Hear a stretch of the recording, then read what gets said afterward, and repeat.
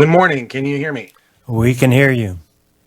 Thank you, Mr. Chairman, members of the committee. I'm Chris Cargill, president of the Mountain States Policy Center. I want to thank you for the invitation to address you on this topic, and thank you, Representative Redmond, for bringing this forward.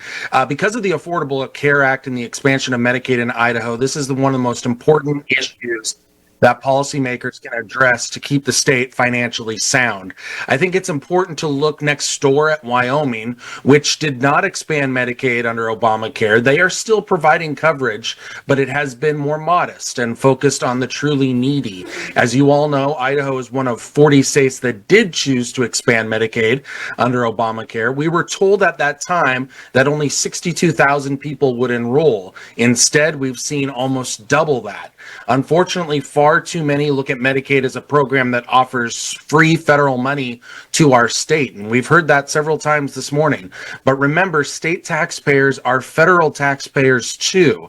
And what we're talking about today is not the repeal of Medicaid, but putting side rails on the expansion portion of the program.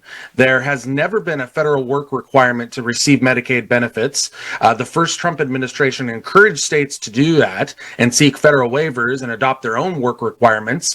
13 states did so, but only one, Arkansas, actually established a plan that had a consequence of losing coverage.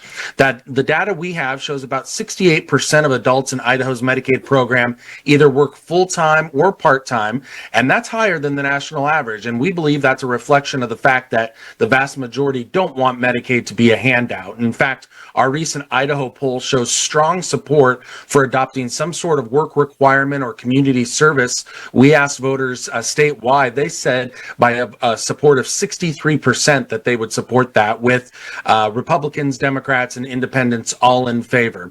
And I think it's a mistake to assume that just because a waiver hasn't been approved in the past, that it won't be approved in the future. And what has changed, of course, has been the new Trump administration looking to be more innovative and cutting government waste and getting our fiscal house in order. So Idaho has a chance to be an innovator on this and lead by example, and I'm happy to stand for any questions.